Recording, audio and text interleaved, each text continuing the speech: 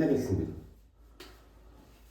일단 물리 모델링이란 결국에는 분석 설계 단계를 거쳐서 나온 논리 데이터 모델을 이제 스키마 구조로 변환을 하는 것이죠. 스키마 구조라 하면 RDBMS에서의 사용해야 하는 그 데이터 저장간에 필요한 테이블이라든지 아니면 오브젝트, 뭐 인덱스나 이런 것들이 있겠죠. 그래서 물리 모델링을 적어보면 논리 데이터 모델을 스키마 구조로 변환하는 작업이라고 할 수 있죠. 그래서 크게 5가지 작업을 하죠. 첫 번째로 테이블 설계를 하고, 두 번째로는 칼럼 설계를 하며, 세 번째로는 이제 성능을 고려해서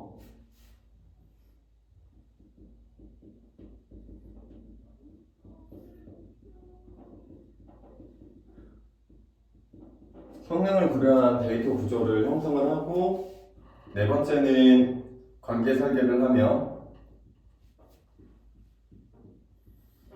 마지막으로 데이터 무결성 설계를 합니다.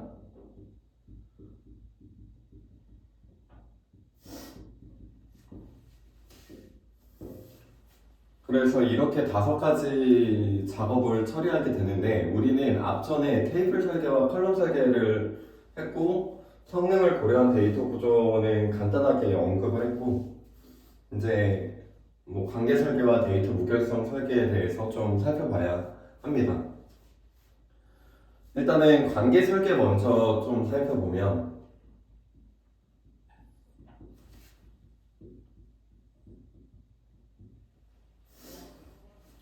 그러니까 엔티티가 형성한 관계, 뭐 관계수는 어떻게 되고 선택성은 어떻게 되며 식별자 상속은 어떻게 처리할지에 대해서 고민을 하고, 그 토대로 이제 그 관계를 이제 RDBMS에서 구현하는 과정에서 나오는 관계는 크게 4가지 형태가 있습니다. 첫 번째로는 기본적인 관계고요. 두 번째는 상호 배타적인 관계.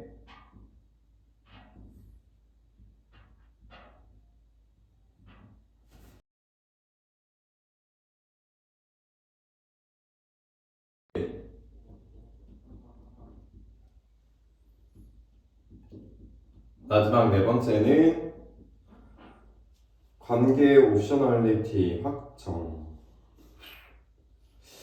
이거는 일단은 적어 놓겠습니다. 조금 애매하긴 하네요.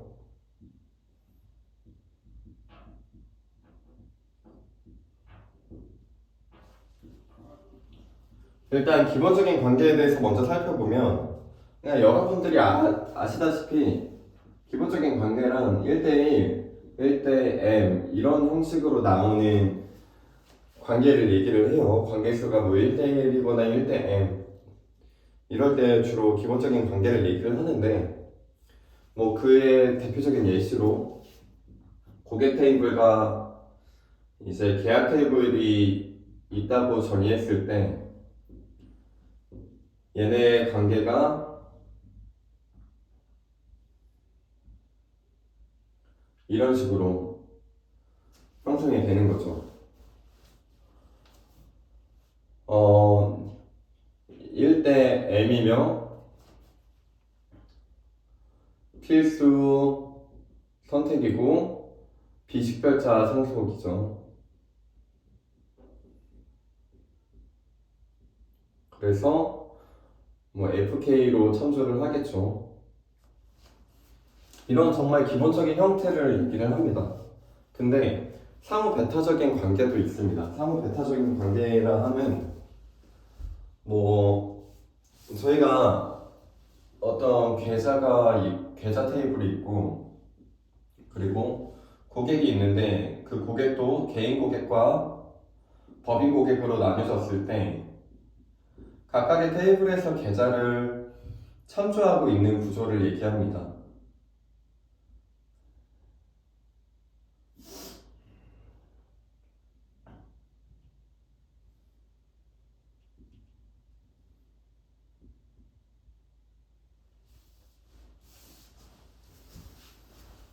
그래서 좀 살펴보면 하나의 계좌 테이블에 개인과 법인이라는 고객이 상호 배타적으로 관계를 형성하는 것을 볼 수 있는데 일단은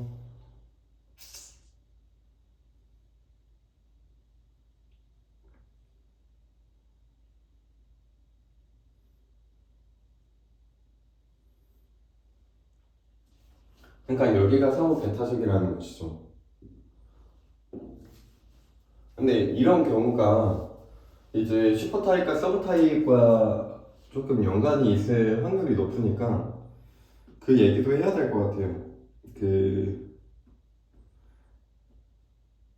상호 배타적 관계를 어떤 식으로 형성을 하는지.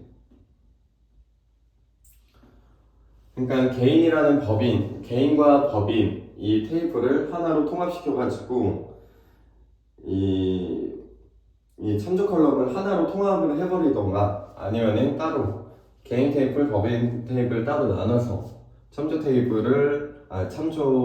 관계를 형성을 하는 거를 표현을 할 수 있겠죠. 그러니까 결국에는 개인 테이블과 법인 테이블이 있는데 그 테이블을 통합할 거냐 분리할 거냐에 따라서 상호 배타적 관계를 형성을 할 수가 있습니다. 분리할 경우에는 얘네가 참조 관계가 두 개가 형성이 돼서 서로 배타적인 관계가 형성이 되는데 개인과 법인 테이블을 통합시켜 버리면은 이제 참조로 걸려있던 배타적인 관계가 이제 하나로 통합을 해서 관리할 수 있는 것이죠. 재계적 관계 같은 경우는 뭐 많은 분들이 아시겠지만 대표적으로 카테고리가 있죠.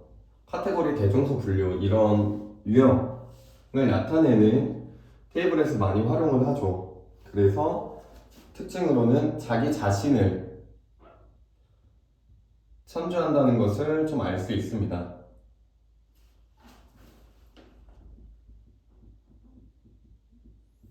일단 자기 자신을 참조하기 때문에 동적으로 뭔가 추가하기가 편하죠. 그렇기 때문에 유연합니다.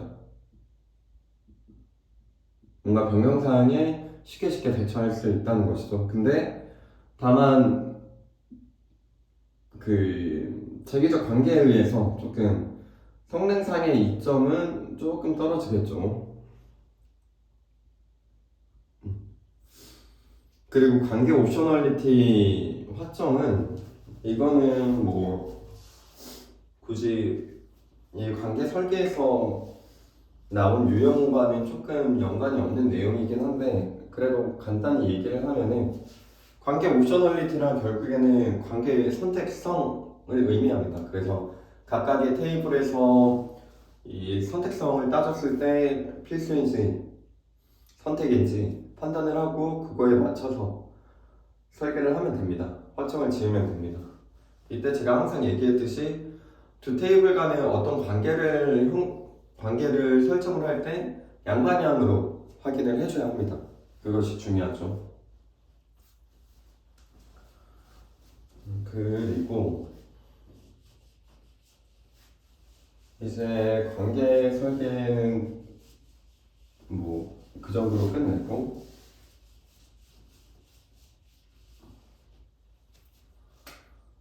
이제 성능을 고려한 데이터 구조를 한번 얘기해 보겠습니다.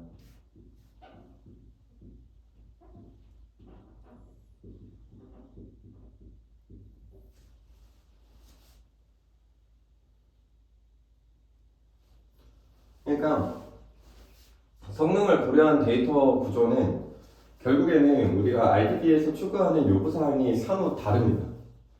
뭐 A라는 RDB 환경에서는 트랜잭션 처리가 중요시 되지만 B라는 환경에서는 트랜잭션 처리보단 뭔가 대용량 처리가 중요시 여겨지는 사항들이 놓여집니다. 그러니까 여기서 하고 싶은 말은 우리가 만들려고 하는, 우리가 구현하려고 하는 데이터베이스의 요구사항에 맞게끔 성능을 고려한 데이터 구조를 잡아가야 된다는 것이죠. 그래서 또 중요한 내용은 운영상에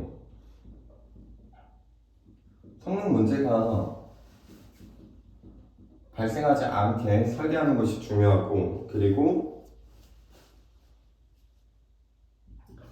만약에 대량의 데이터 처리가 있거나 아니면은 특정 범위를 자주 처리한다면 또 이거에 맞춰서 성능을 고려한 데이터 구조를 설계해야 한다는 것이죠. 그래서 크게 세 가지 방식이 있습니다.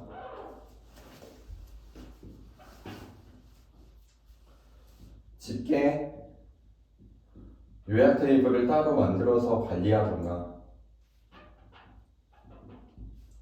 아니면은 칼럼을 추가한다던가,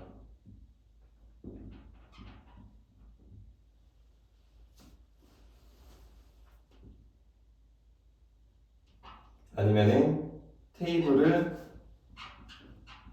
분할한다.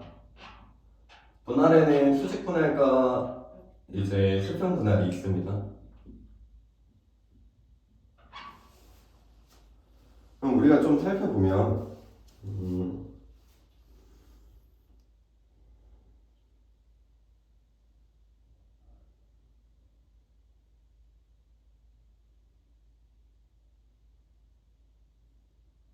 그러니까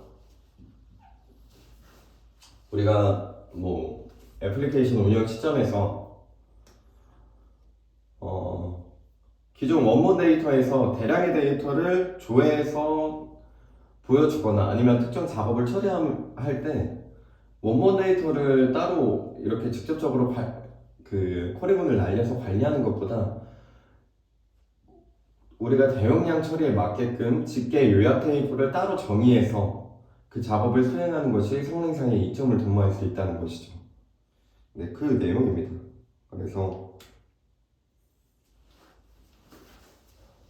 원본 테이블에서 대량의 데이터 조회나 어떤 작업을 했을 때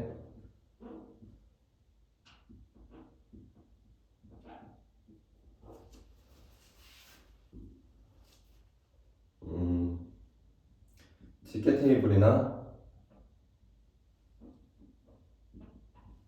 요약 테이블 사용을 고려해 본다.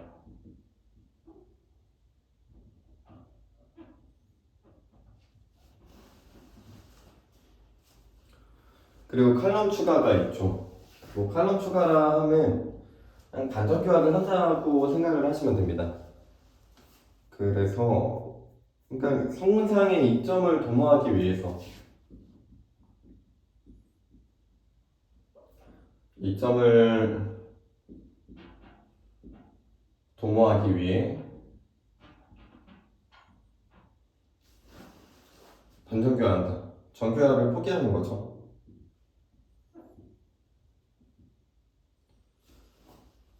물론 OLTP 환경에서는 이런 작업을 웬만하면은 지양해야 되겠죠. 왜냐면은 그 환경에서는 트랜잭션 처리가 중요시 되기 때문에 만약에 우리가 운영 시점에서 A와 B라는 테이블이 있을 때 여기에 중복 테이블이 있으면은 이쪽에서 DML 처리로 DML 쿼리문 데이터 주자마자 여기에서 데이터를 변경을 했을 때 여기서도 마찬가지로 똑같이 동일하게 데이터 변경이 일어나야 되는데 그 작업이 어렵다는 것이죠. 그래서 이런 중복되는 컬럼을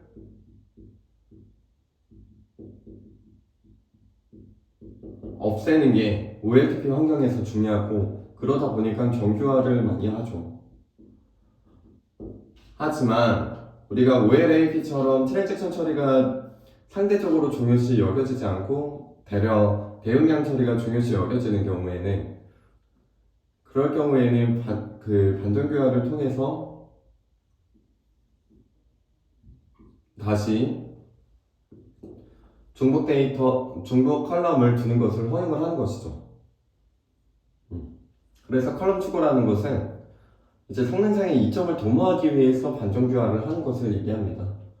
물론 OLTP 환경에서는 최대한 지양해야 되고 OLAP 환경 같은 곳에서 많이 사용을 하겠죠. 마지막으로 이제 테이블 분할이 있는데, 테이블 분할에는 크게 수직 분할과 수평 분할이 있습니다.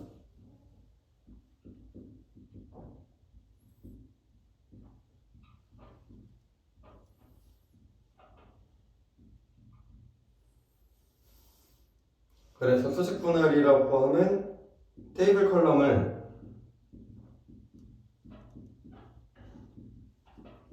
두 개 이상의 테이블로 나눠서 관리하는 것이고요. 수평 분할은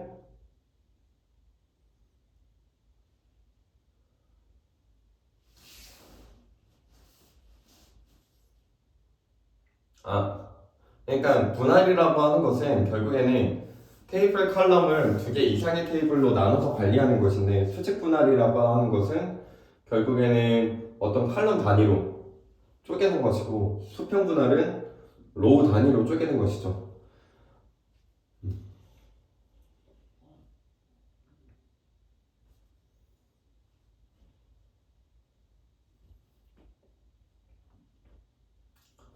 그래서 네, 그렇게 알면 될 것 같고요. 이제 좀 남은 게 마지막으로 데이터 무결성이 있는데,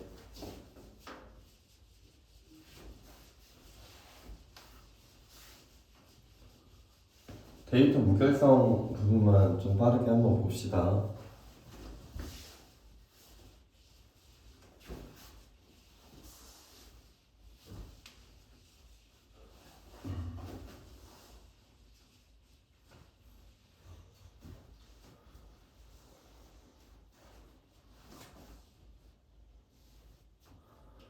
그러니까 우리가 데이터 무결성 설계를 할 때 데이터 무결성이란 무엇인지에 대해서 간단하게 알아보고 학습할 필요가 있습니다. 데이터 무결성이란 결국에는 우리가 RDB에서 저장하는 데이터를 그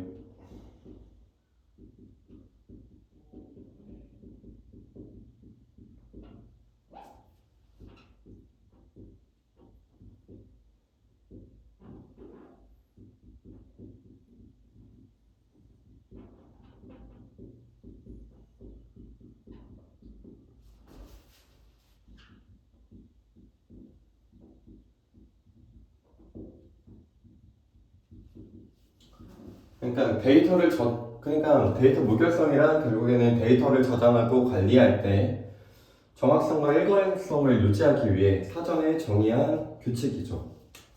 약간 프로그래밍으로 따지면은 이품은 분기문 같은 느낌이죠. 그래서 첫 번째로는 실체 무결성이 있고, 두 번째는 영역 무결성이 있으며,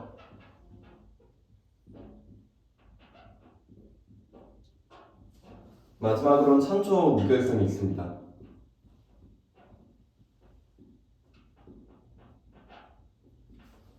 이렇게 크게 세 가지로 나눠서 볼 수가 있는데, 실체 무결성 같은 것은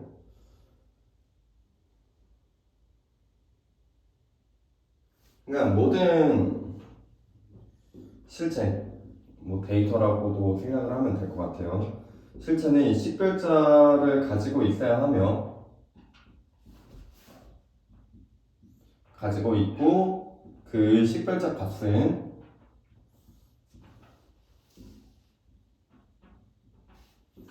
낱널이며 유니크해야 된다. 이게 PK 제약 조건이죠. 그러니까 식별자의 또 특징이 제가 저번에 얘기하지 않았습니까? 존재성, 불변성, 그리고 유일성, 최소성, 이 특징들을 만족해야 되고, 그리고 가장 중요한 것은 널값이 들어가면 안 되고, 유니크, 테이블 내에서 그 로우를 유일하게 식별할 수 있게끔 하기 위해서는 유일한 값이어야 된다라는 것이죠. 이제 영역 무결성을 보면은 데이터의 속성 값들을 데이터 범위를 벗어나지 않게 해야 되는 것이죠. 그러니까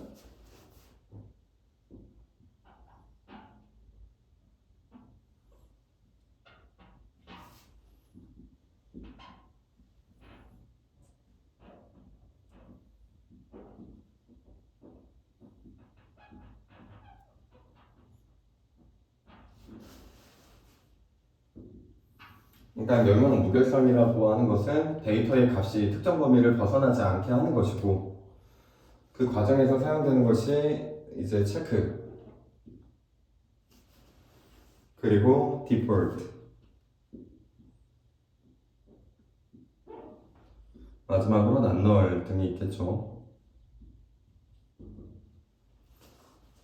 체크라는 것은 진짜 이게 완전 프로그래밍에서의 if문이랑 유사하지 않습니까? 디폴트 값이라는 것은 결국에는 인설트를 처리했을 때 그 값이 존재하지 않으면 기본 값으로 설정하는 것이고, 난널을 또 그와 유사한 느낌이죠. 첨조 무결성, 데이터 모델에서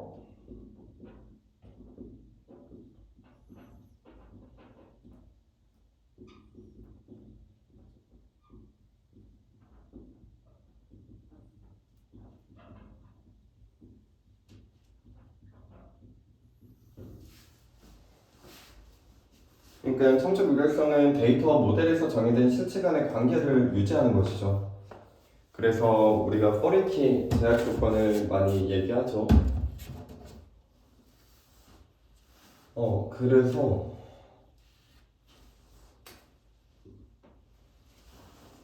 여기까지 해서 이제 데이터 모델링의 전반적인 내용이 끝났네요.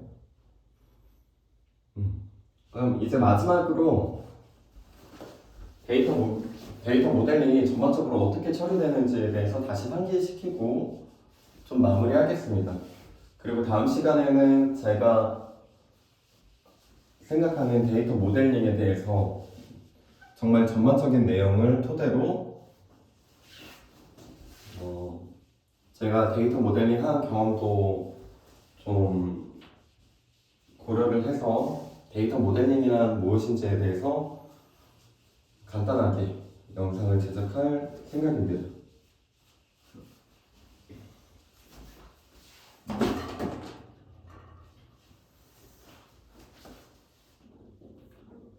데이터 모델링이라는 것은 결국에는 시스템에서 관리해야 할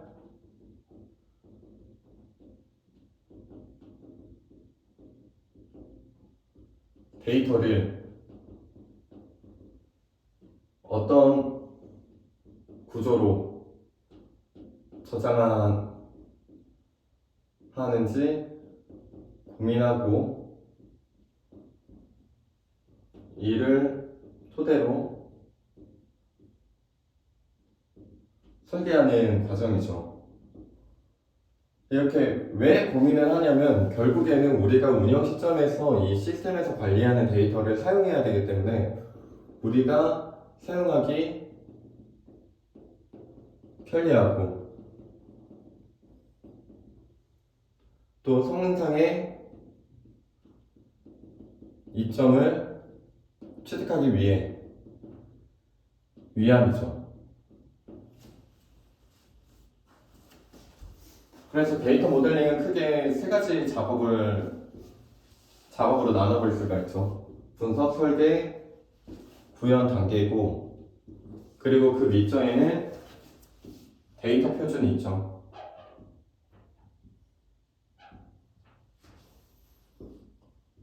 분석 단계에서는 as is 단계에서 이제 현행을 분석을 하죠.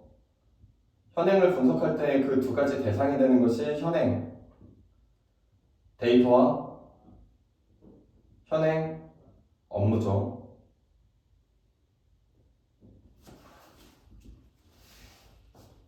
그렇게 해서 현행을 분석을 했으면 이제 클라이언트로부터 받은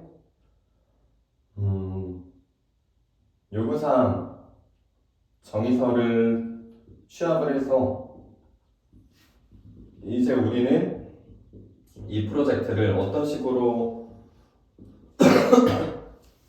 구현해 나갈 건지에 대해서 계획을 수립하게 됩니다.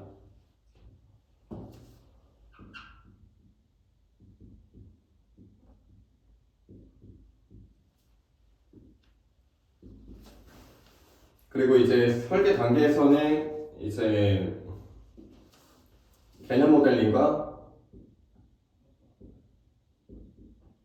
논리 모델링으로 구성이 되는데, 개념 모델링에서는 개략적인 틀을 조성하는 단계로서 주제 영역을 도출하고 그리고 그에 맞는 핵심 엔티티를 정의합니다.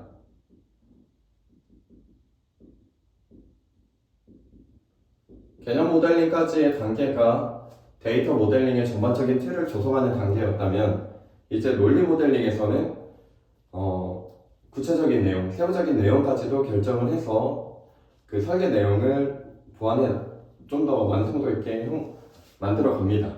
그래서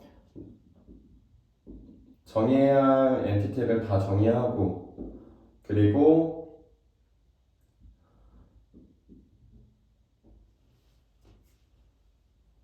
관계를 정의하고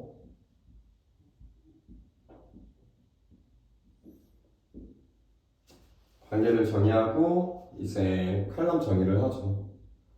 칼럼 도출이라고 할까요? 이게 더 좀 와닿네요.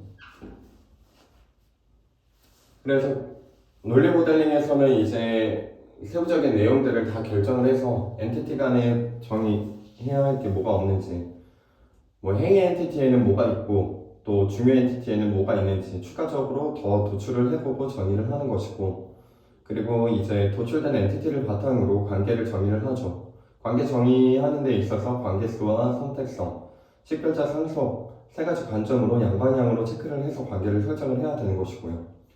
그리고 엔티티를 도출할 때 중요한 것이 추후에 칼럼을 엔티티 도출 칼럼을 도출할 때 중요한 것이 추후에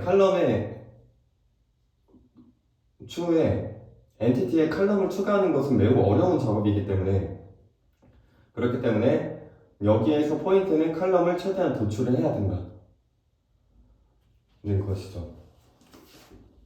그래서 설계 단계는 이렇게 진행이 되고, 이제 여기까지 논리 모델을 다 구성을 했다면 이제 물리 모델링을 하는데, 물리 모델링이란 결국에는 데이터 모델을 스키마 구조로 변환하는 작업으로서 이제 가장 RDBMS에서의 가장 기본이 되는 데이터 저장 구조인 테이블을 설계하고 무결성 설계하고 뭐 5가지 작업이 있다고 했죠. 근데 여기서는 3가지만 쓸게요. 뭐 오브젝트 뭐 성능을 고려한 데이터 구조를 잡아야 되겠죠. 그리고 데이터 표준에서는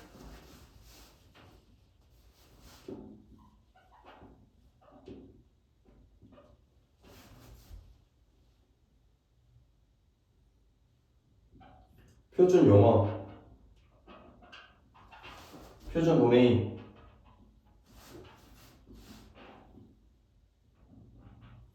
표준 코드 등을 사용을 해야 된다는 것이죠. 그래서 이 전반적인 작업이 데이터 모델링이라는 작업이죠. 네. 그래서 제가 생각하는 데이터 모델링이란 시스템에서 관리해야 할 데이터를 어떤 구조로 저장하는지 고민하고 이를 토대로 설계하는 과정입니다. 근데 여기에서 우리가 왜 고민을 해야 되냐면 결국에는 이 데이터 모델링을 바탕으로 데이터가 저장되기 때문에 우리 애플리케이션 운영 시점에서 우리가 데이터를 사용함에 있어서 어떻게 하면 편리하게 사용할지, 어떻게 하면 성능상의 이점을 취득할지 이 두 가지 관점을 토대로 고민을 해야 우리가 좀 편리하게 또 효율적으로 데이터 모델링을 구성할 수가 있습니다. 그래서 데이터 모델링은 크게 세 가지 작업으로 처리가 되는데 분석 단계와 설계 단계, 구현 단계. 분석 단계에서는 지금 현행을 분석을 하고 클라이언트로부터 받은 요구사항을 취합을 해서 이제 앞으로 우리 프로젝트에 대한 계획을 수립하고 이 설계 단계에서는 개념 모델링과 논리 모델링을 토대로 데이터 모델링을 구축을 해 나가는 것이죠. 그래서 개념 모델링이란 결국에는 데이터 모델링의 전반적인 틀을 구성을 하는 것이고, 그리고 논리 모델링은 전반적인 틀을 구성을 했으면 그것을 바탕으로 세부적인 내용들을 결정을 해서 채워 나가는 것이고요. 그리고 구현 단계에서는 물리 모델링이 있는데, 물리 모델링이란 여기까지 작업이 이제 논리 데이터 모델을 구축을 했다면 논리 데이터 모델을 바탕으로 이제 실질적인 스키마 구조, RDBS에서 사용할 수 있는 스키마 구조로 변환을 하는 것이죠. 그래서 그 과정에서 우리가 해야 되는 것이 테이블 설계는 어떻게 할 것이며 무결성 설계는 또 어떻게 할 것이고 성능을 고려한 데이터 구조는 어떤 식으로 형성할 건지에 대해서 설계를 해야 되는 것이죠. 그리고 이 내용의 가장 밑줄에는 데이터 표준이 있죠. 표준 영어, 표준 도메인, 표준 코드를 사용을 해야 합니다. 왜냐하면 데이터 모델링이란 결국에는 혼자 하는 작업이 아니라 어떤 하나의 팀, 그리고 클라이언트와 같이 협업을 해서 진행을 하기 때문에 의사소통을 원활히 하고 데이터 모델링에 대한 조금 사전에 혼란을 방지하기 위해서 데이터 표준을 잘 활용해야 합니다. 네, 그래서 오늘은 여기까지 데이터 모델링 마무리하겠습니다.